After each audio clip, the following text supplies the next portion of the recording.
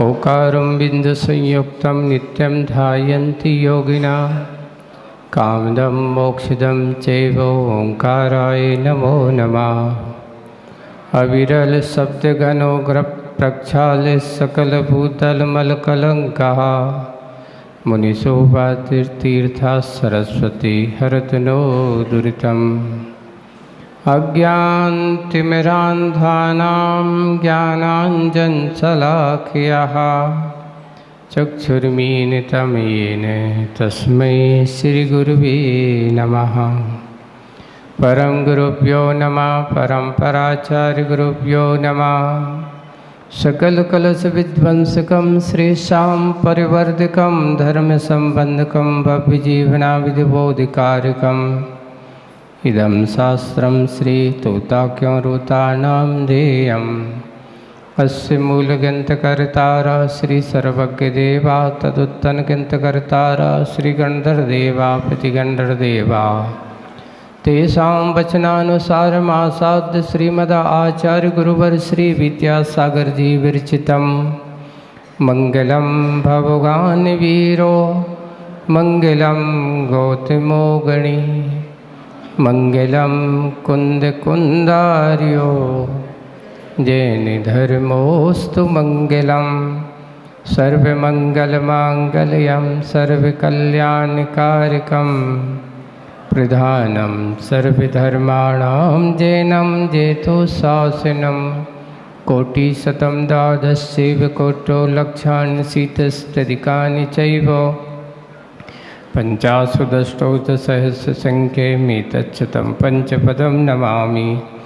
अरिहन्त्यभासयत्तं गणहरदेवीं गन्तियं सम्मं प्रणमामि भक्तियुक्तो सदनान्मो वयं सरसा इच्छावन्ते श्रुतभक्तिकाउसगो कौतसालुच्यम् अंगो भंगपैने पाहुडे पर्यम्य सुत्त पडमामि योग भुगय चूलिया चेव सुत्तत्वदम कायं चयनिष्कालम् अंचिमी पूजेमी वंदामी नमंसामी दुःखको कमको वहिलाओ सुगैगमनं समाहिवन्नं जिनगुरु संपत्ति होय मज्जम नवसो अपौर्वानिक स्वाध्याय विलयां पूर्वाचरण किमीन सकल कर्म छार्थम भाव पूजा वंदना समेतम आचार्य भक्ति कायसज्ञम करोम्यम। सृज्जलधिपारिगेभ्य सुपरिमति विभाविना पटुमतेभ्य सुचरितपोनिधिभ्यो नमो गुरुभ्यो गुणगुणभ्यः। छत्तीस गुण समग्रे पंचविहाचारकरण संदर्शे शिष्यानुग्रह कुशले दमारिये सया वंदे गुरुवत्ति संजमेन तरन्ति संसाय सायरं घोरं छिन्नन्ति अट्टिकम्भं जम्बं वर्णं न पावन्ति।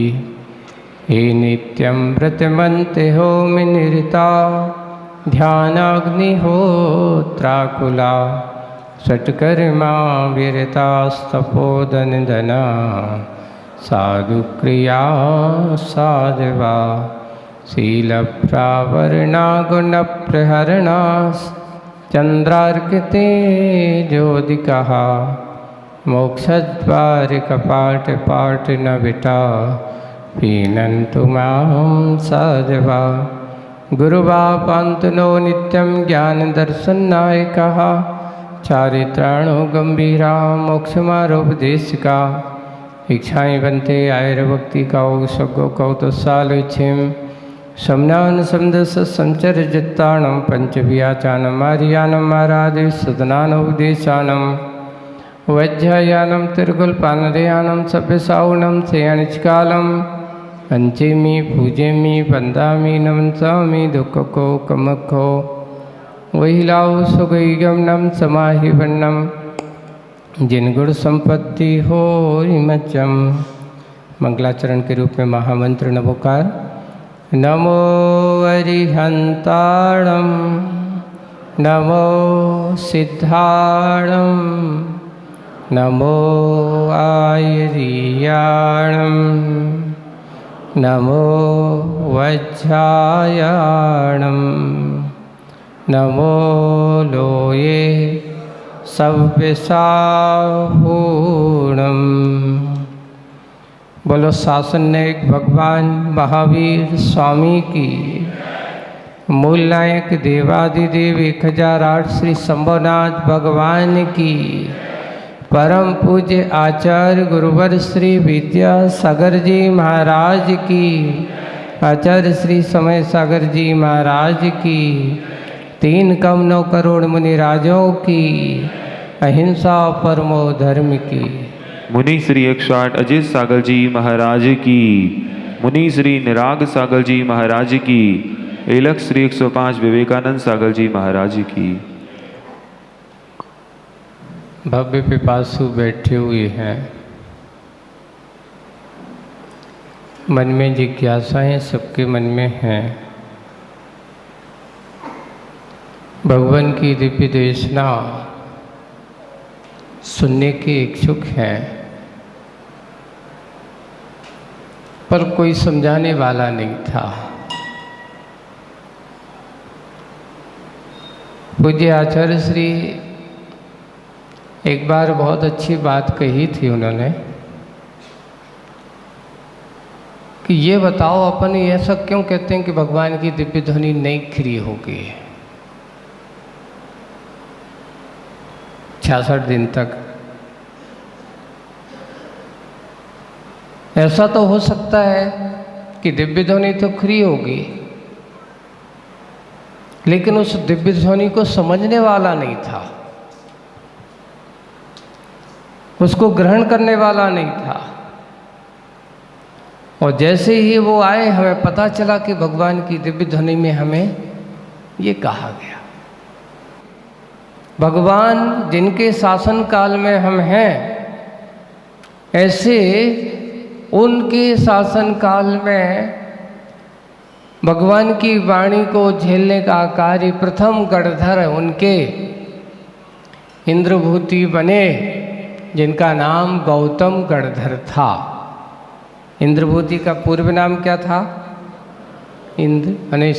गौतम गणधर का पूर्व नाम इंद्रभूति था, है ना?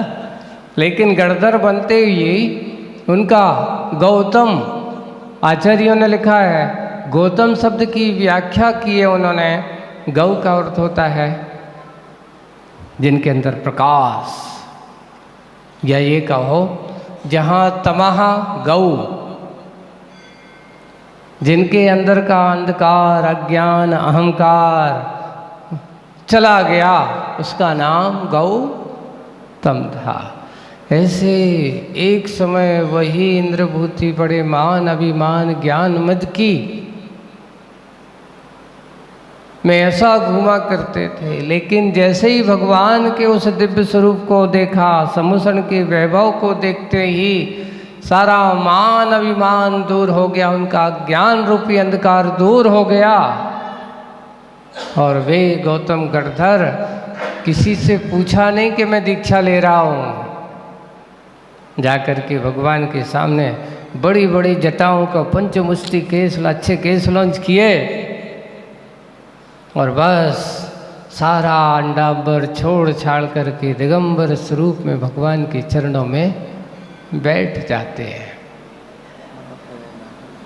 और जैसे ही उनको वो इतना पात्र थे ज्ञान के मंजे हुए, इतना यानी उनके अंदर की कसायों की निर्मलता इतनी दूर हो जाती है कि उनके पास 64 रिद्धि में से 63वीं रिद्धि भी प्राप्त हो जाती है। सोचिए आप, गणधरों के पास कितनी रिद्धियाँ होती हैं? 64 नहीं होती। 64वीं रिद्धि अरहंत भगवान के पास होती है, गणधर के पास 63 रिद्धि होती है। मन पर्याय ज्ञान भी उनको हो गया, मन पर्याय ज्ञान हो जाता है, यानी पात्र उन्हें मिल गया। बस भगवान की वाणी उनके पास आ गई। पूज्य आचार्य भगवान कहते थे, जैसे सिंघनी का दूध स्वर्ण पात्र में ही टिकता है, किस में टिकता है? अगर दूसरे पात्र में रख दिया जाए तो उसमें छेद हो जाएगा, टिक नहीं सकता है, ऐसा नीतिकारों ने लिखा है। वैसे ही भगवान की वाणी को झेलने की सामर्थ्य हर किसी के पास नहीं होती। उसको झेलने के लिए। हाँ, ये बात अलग होती है कि अब उसके हिसाब से उस पात्र को उसकी वाणी का सार देने वाला होना चाहिए। अभी जैसे कहा जाता है छोटे बच्चे होते हैं, उनको सीधा दूध जैसे मान लो गाय आदि का नहीं पिलाते। क्यों नहीं पिलाते? क्यों? क्योंकि उसका पचाने की सामर्थ्य, तो थोड़ा पानी मिला कर दे देते हैं, इसलिए क्योंकि किसी प्रकार की कोई विकृति ना आए। वैसे ही हमारे गणधर परमेष्ठी जो होते हैं वे क्या करते हैं, पात्र के अनुसार हमारे बहुत सारे आचार्य हुए, केवली हुए, अनुबद्ध केवली हुए, आज वह श्रुत की धारा, वह परंपरा आज हमारे बीच में चली आ रही है। ये सोच लेना कि जब तक इस श्रुत की धारा हमारे बीच में बनी रहेगी, सुनने वाले, समझने वाले, समझाने वाले बने रहेंगे, तब तक भगवान महावीर स्वामी का शासन काल चलता रहेगा, निराबाद रूप से चलता रहेगा। आज ऐसे भगवान महावीर स्वामी के इस शासन काल में अनेक उनके मोक्ष जाने के बाद अनवद्य केवली हुए। बाद में गौतम गणधर को स्वयं केवल ज्ञान हुआ, वे भी मोक्षगामी हुए। ऐसा कहा जाता है भगवान के मोक्ष जाने के बाद कोई 3 कहते 3 केवली हुए, कोई कहते 5 हुए, लेकिन 5 का प्रमाण ज़्यादा मिला करता है। फिर उसके बाद केवल ज्ञानियों का अंत हो जाता है। अंगधारी आचार्य, द्वादशांग को जानने वाले, पूर्व को जानने वाले ऐसे आचार्य हुए, उन्होंने शुद्ध की परंपरा को निर्वाहित किया। फिर उसके बाद केवली शुद्ध केवलियों का आगमन होता है, और शुद्ध केवली जो संपूर्ण श्रुत को जानते उसके नाम केवल ज्ञानी नहीं होते शुद्ध केवली कभी भी। शुद्ध केवली का अर्थ क्या होता? जो संपूर्ण ज्ञान को जाने से उसका नाम शुद्ध केवली है। शुद्ध केवली का अर्थ केवल ज्ञानी नहीं है, केवल ज्ञानी अलग बात है, शुद्ध केवली। और फिर उसके बाद शुद्ध केवलियों में धीरे धीरे धीरे धीरे कम होते चले जाते हैं। कोई 11 अंग के धारी होते हैं, कोई 10 अंग के धारी हुए, कोई पूरे पूर्व का जान ना जान करके धीरे धीरे ज्ञान को जानने वाले कम होते चले जाते हैं। और अंतिम, पहले ज्ञान की धाराओं को किताबों में बांधा नहीं जाता था, एक दूसरों को श्रवण कर देते थे। मुनिराज बताते थे, इतने पाठी लोग श्रावक थे कि उनकी बात को बहुत तत्काल याद कर लेते थे सुन कर के ही। एक पाठी श्रावक, 2 बार सुनने वाले श्रावक, मुनि, ऐसा होता था। वे मुनिराज रहते थे, उपदेश देते थे, और वो उपदेश उनको कंठस्थ हो जाता था। जैसे अकलंक देव और निकलंक देव की कथा आप लोग पढ़ना। अकलंक देव एक पाठी जो एक बार सुन लेते तो पूरा याद हो जाता था, लेकिन निकलंक थोड़े क्या थे, उसको बात को 2 बार सुनना पड़ता था। तो जब वो उनके पास वो पढ़ने गए और पढ़ने के बाद उनसे कहा समस्या आएगी, अब तो कोई एक बचेगा। तो निकलंक कहते हैं कि भाई तुम्हारा 6 सम एक बार सुनने में पूरा याद हो जाता है, मुझे तो 2 बार सुनना पड़ता है, इसलिए तुम्हारा जीवित रहना जरूरी है, लेकिन अपने धर्म की रक्षा करना है, अपने धर्म की शान को बनाना है, इसलिए आपका रहना जरूरी है। उन्होंने अपने धर्म की रक्षा के लिए अपना सर कलाम करवा दिया, पर धर्म को नाश होने नहीं दिया। ये है हमारी आचार्यों की परंपरा, जिनवाणी की रक्षा करने वालों की। इसलिए बंधुओं, बहुत दुर्लभता से हमें जिनवाणी मिली हुई है। आचार्य श्री कहते हैं, आज हम इस जिनवाणी का अगर आदर व मान सम्मान नहीं कर सकते, उसका हम सुन नहीं पाते हैं, समझ लेना ये हमारा बड़ा दुर्भाग्य है कि इस विषम काल में ऐसी हमें जिनवाणी मिली, पर जिनवाणी मिलकर के हम उस जिनवाणी का सदुपयोग नहीं कर पाए। इसलिए ऐसे आचार्यों की वाणी को हम सुने, और ऐसे आचार्यों की परंपरा में अंतिम अंगधराचार्य धरसेन महाराज होते हैं। उसके बाद फिर अंग का ज्ञान समाप्त हो जाता है अंतिम। और उन्होंने जब उन्होंने देखा कि अब ऐसा होगा तो 2 शिष्यों को उन्होंने आकर के पढ़ाया और पढ़ा करके कहा कि अब तुम्हें इसको क्या करना है, लिपिबद्ध करना है, लिखना है, क्योंकि आगे अगर इसको सुरक्षित नहीं रख पाए, अगर जिनवाणी सुरक्षित नहीं रहेगी तो ये जानकारी भी नहीं रहे। आज उनने जो हमें दिया सूत्रों के रूप में, जो आज हमारे पास संकेत हैं, जो कुछ भी सारभूत है वो सारा का सारा वहीं से मिलकर के सामने आया है। 4 अनुयोगों में बटी हुई हमारी जिनवाणी प्रथमानी योग, जिसमें हमारे महापुरुषों के कथाओं का वर्णन, उनके जीवन चरित्र का, तीर्थंकर पुरुषों 63 सलाहकार पुरुषों का पुरुष, महापुरुषों का पूरा वर्णन जिसमें समाया हो, उसका नाम प्रथमानी योग है। कर्णानुयोग, कर्णानी को योग का अर्थ होता है कर्मिक सिद्धांत। अपने अंदर जैसा करोगे वैसा पाओगे। और चरणानी योग कहता है अच्छे से चलो, आचरण कैसा करना है, ये चरणानी योग का बात है। और अब आता है द्रव्यानी योग, आत्मा को स्वरूप में कैसे जाना है, आत्म स्वरूप को कैसे पाना है। ऐसे ही एक छोटा सा उदाहरण देते 4 नियोगों को एक बहुत समझाने का। देखिए, एक बेटा है और वो अपनी माँ के साथ जा रहा है और माँ चलते चलते वो बेटा गिर जाता है, रोने लगता है, रोने लगता है। माँ अब उसको समझाती है बड़े अच्छे से, कहती है देख तू तो पिन्ना है पूरा, कल अब दीदी गिरी थी, तेरा भैया गिरा था, वो तो नहीं रोया था, और थोड़ा सा गिरा और तू क्या कहने लगा, रोने लगा। तो उसने जब ऐसा सुना, माँ ने ऐसा कहा, वो चुप हो जाता है। फिर आगे कुछ समय बाद ऐसा होता है, वो चला पुनः इस प्रकार के उसको कष्ट होगा।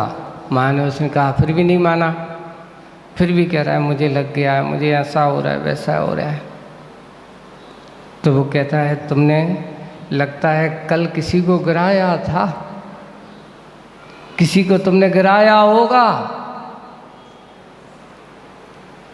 तुमने किसी को ऐसा धक्का दिया होगा, तो आज तुम्हारे साथ क्या हुआ, तुम गिरे हो। ऐसा अभी नहीं चुप हो रहा है।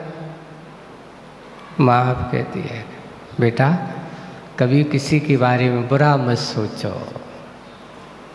कभी किसी को गिराने के भाव मत करो, क्योंकि तुम अगर किसी को बुरा करने की सोचोगे तो तुम्हारा नियम से क्या होगा, बुरा होगा। अच्छा सोचो, अच्छा होगा। कभी किसी का बुरा करने की बात मत करो, ऐसा उनको उपदेश दिया। काश और फिर बाद में धीरे से और कुछ के, अगर तुम देख के चलते तो गिरते कैसे, गलती किसकी थी, किसकी गलती किसकी थी, बताओ किसने गिराया, तुम अपनी गलती के कारण से गिरे हो ना, कोई तुम्हें गिराने वाला तो नहीं आया था। माँ ने बड़े अच्छे से उसको समझाया। और फिर बाद में अभी भी नहीं माना तो फिर धीरे से पुचकारती है, कहती है कि देख आत्मा गिरा कि शरीर गिरा, बताओ किसको लगी, आत्मा को लगी कि शरीर को लगी है। हाँ, घोड़ा कूद गया, अपन जब होते ना इतनी चलती है, थोड़ी बहुत है। बुंदेलखंड में कहते हैं कुछ नहीं, ये तो क्या हो गया बेचारे, तो कुछ नहीं है, छोटे छोटे। अब वो जब ऐसा उसके साथ दिखाते हैं तो उसके अंदर साथ आ जाते। देखिए चारों अनुयोग इसमें आ गए। ये चार कथन। पहला, जब उसने कहा तेरी भाई गिरा था, तेरी बहन गिरी, तो वो तो नहीं रोई, ये कौन सा नियोग हो गया? प्रथमा नियोग। महापुरुषों को याद दिलाता है, बड़ों को, दूसरे अपने से बड़ों को याद दिला करके उसको बता दे कि देख उसके साथ भी ऐसा हुआ तो तू घबराता क्यों? ये प्रथमा नियोग होता है। करना नियोग क्या कहता है? तुमने कहीं ना कहीं दूसरों को गिराया था ना, उसका फल आज तुम्हें क्या मिला? ये तुम्हारे अपने कर्म का फल है, इसका नाम करणानि योग है। और चरणानि योग कहता है अच्छे से देखभाल के चलो। अगर तुम देख के चलते होते तो गिरते क्यों? किसी का बुरा करने की सोची थी तुमने तो तुम्हारा बुरा हुआ। इसलिए चरणानि योग कहता है अच्छे से चलो, जैसे उस बेटे को बताया। और फिर वह द्रव्यानु कहता है अरे आत्मा तो उसमें कभी चोट लगती नहीं है ना? ये तो सब जो है पुद्गल है, पुद्गल को लगी है, आत्मा को तो कभी लगी नहीं थी। आत्मा तो तेरी शाश्वत है। इसको कहते हैं द्रव्यानि योग। घोड़ा कूदा है, उसको समझा देते हैं पुचकार करके। ऐसे ही चारों अनुयोग जिसमें समाये हैं, ऐसे चारों अनुयोग में हमारा पूरा द्वादशांग भरा पड़ा है। ऐसे द्वादशांग के सार को भरने वाले हमारे आचार्यों में इस महान 20वीं सदी में करते करते पूर्वाचार्यों को नाम लेते लेते अब 20वीं सदी में आ जाओ। 20वीं सदी में ऐसे प्रथमाचार्य आचार्य शांति सागर जी महाराज हुए, जिन्होंने अपनी चारित्र ऐसे मुगल शासन में अंग्रेजे परतंत्र भारत में जहाँ विहार करना मुनिराजों को बहुत कठिन होता था, ऐसे समय पर उन्होंने मुनिराजों को चर्या लोगों को बताया। दिल्ली जैसे महानगरों में रह कर के भी उस दिगंबरत के सार को कभी जाकर के उन्होंने विहार किया। लोगों ने आकर के उनसे कहा महाराज दिल्ली में विहार नहीं कर सकते। उन्होंने कहा क्या होगा, लोग आक्रमण करेंगे, उपसर्ग करेंगे, चलो कोई बात नहीं, देखते अपन तो विहार करेंगे। ऐसा समय भी उनके सामने आया, पर विहार करते हुए दिगंबरत्व वीतरागता का सार लोगों तक पहुँचाए। ऐसे आचार्य शांति सागर जी, उसके बाद आचार्य वीर सागर जी महाराज, शिव सागर जी महाराज, आचार्य ज्ञान सागर जी महाराज, और उन्हीं आचार्य परंपरा में पूज्य आचार्य भगवान गुरुवर विद्या सागर जी महाराज। ऐसे आचार्यों की हमें इस वर्तमान काल में परंपरा हम सब लोगों को मिली। आज जिसका हम मंगलाचरण करने वाले हैं, पूज्य आचार्य भगवान ने अनेक साहित्य रचना की है, लेकिन उन साहित्य रचना में सारभूत सही बात अगर कुछ है तो बहुत सारे साहित्य में से ये सन 1984 में लिखी हुई मुकमाटी से पहला लिखा है। मुकमाटी की 84 के बाद ही इसका, उस समय आचार्य जी ने सन 84 में इसको लिखना प्रारंभ किया था मुकमाटी को, और सन 87 में मुकमाटी पूरी हुई है। लेकिन ये तोता क्यों रोता उससे पहले की कविता, यानी मुकमाटी की भूमिका अगर बनी है तो पहले इन साहित्यों को लेखन से आचार्य जी ने सोचिए। कन्नड़ माध्यम से जीवन जीने वाला, जिन्हें हिंदी आती नहीं थी, अब आज हम हिंदी भाषी होकर के भी, है ना, समझने वाले होकर के भी ऐसे साहित्य की रचना, सोचिए कितनी मेहनत, कितना समझने का प्रयास किया होगा आचार्य जी ने। जिन्हें हिंदी बोलना क्या, हिंदी समझने में भी कठिनाई होती थी, लेकिन इतना हिंदी पर उन्होंने अधिकार प्राप्त कर लिया कि मुकमाटी जैसे महाकाव्य और तोता क्यों जो रोता चेतना के गहराव में नरमता का नरम कंकर। अभी आप उनकी कृतियों को देखते तो जाओ। हमने भी सोचा कि कई लोग तो ऐसे पढ़ते नहीं हैं आचार्य जी की कृतियाँ हैं, है ना। आपको बड़ी बड़ी चीज़ें, बहुत बड़े बड़े ग्रंथ पढ़ाए हमने कि अभी तो इस बार मैंने सोचा है, पिछले साल मूक माटी पढ़ाई थी, तो इस बार यहाँ तलवाड़ा वालों से पूछा कि भाई क्या थोड़ा बड़ा वाला ग्रंथ पढ़ाएं कि महाराज ऐसा पढ़ाओ बिल्कुल जो सबको सरलता से समझ में आ जाए। हमने सौरभ से और इन लोगों से, 2-3 लोगों से पूछा क्या चाहेंगे आप लोग, रुचि तो देखें। तो बिल्कुल सीधा सीधा हम लोग तो यही सोचे ना कि प्राइमरी स्कूल के छात्र हैं, है ना। तो उनके ही अपन देख कर के इसमें अपन बहुत अच्छी सी भूमिका तैयार करते हैं। और पूज्य आचार्य भगवान की आज इस तोता क्यों रोता की, देखिए इस पहली कविता से ही आपको कहाँ उस धर्म की ओर ले जा रहे हैं आचार्य श्री। आप लोग पढ़ेंगे तो ज़्यादा से ज़्यादा आधा मिनट लगेगा एक कविता पढ़ने में, लेकिन इस आधे मिनट की कविता पढ़ने में आधा मिनट है, लेकिन कविता के सार को पाने के लिए आपको पूरा जीवन लग सकता है, पूरा जीवन लग सकता है।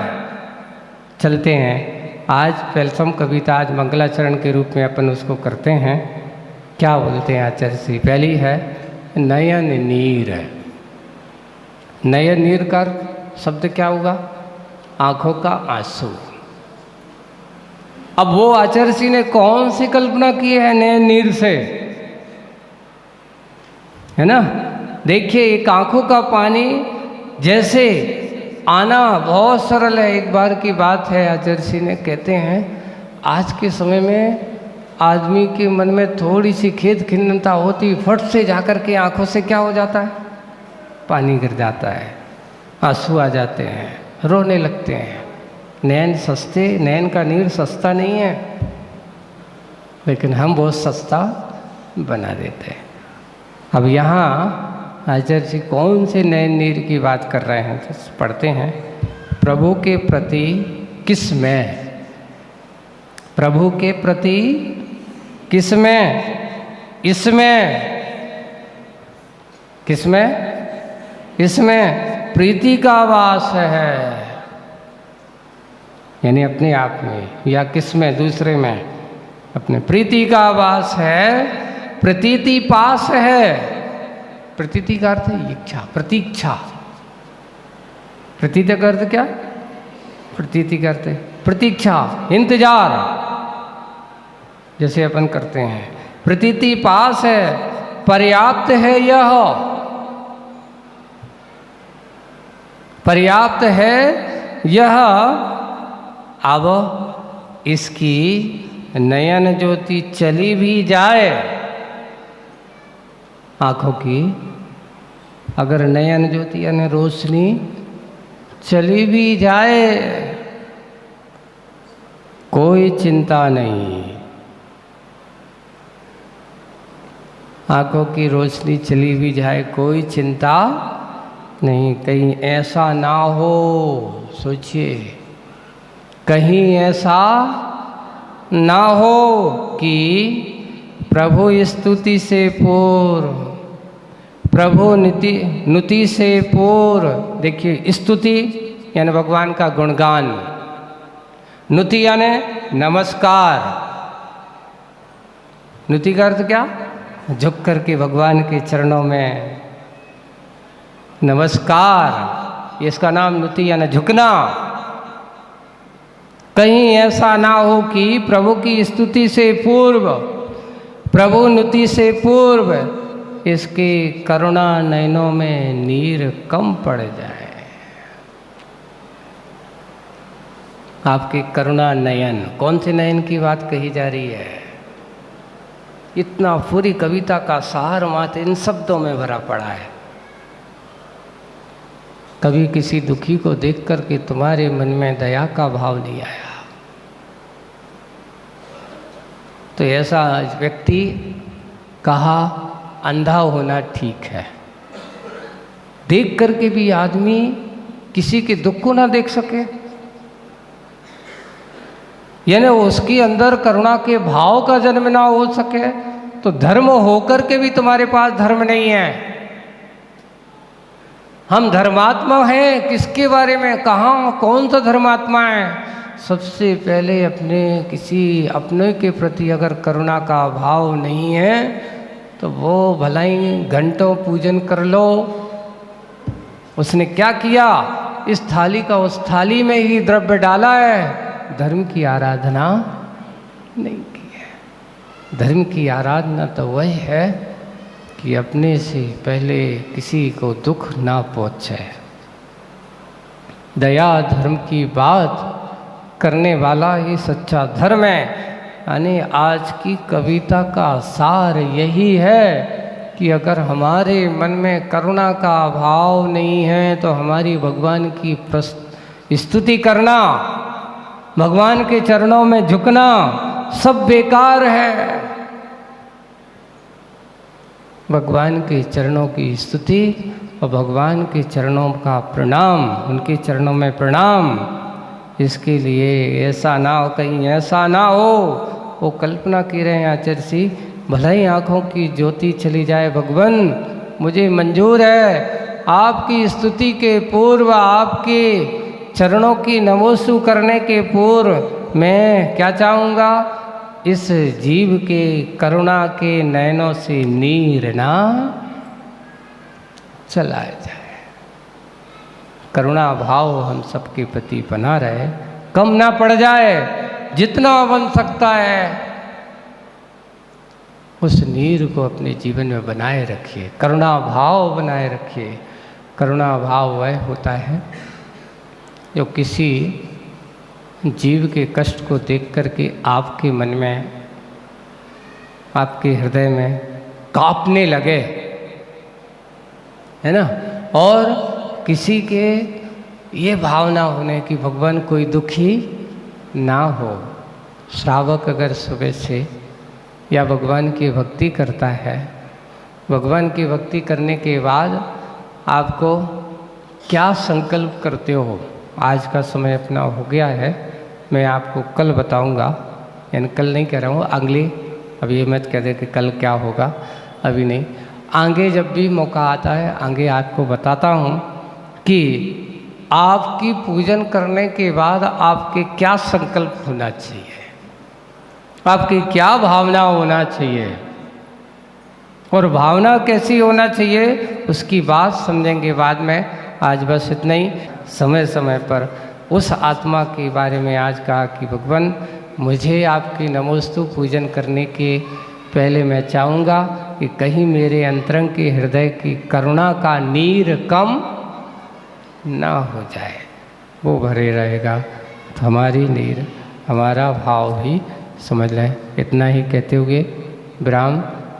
कल से समय का पूरा अपना ध्यान करते हुए उस कार्य को हम करेंगे। बोलिए परम पूज्य आचार्य गुरुवर श्री विद्यासागर जी महाराज। जावाणी के ज्ञान ते सुजय लोकालो, सौवाणी मस्तक नमो सदा दे थोड़ो। हे दिन वाणी भारती तो जपो दिन रैन, जो तेरी शरणा गहे सो पावे सुख चैन।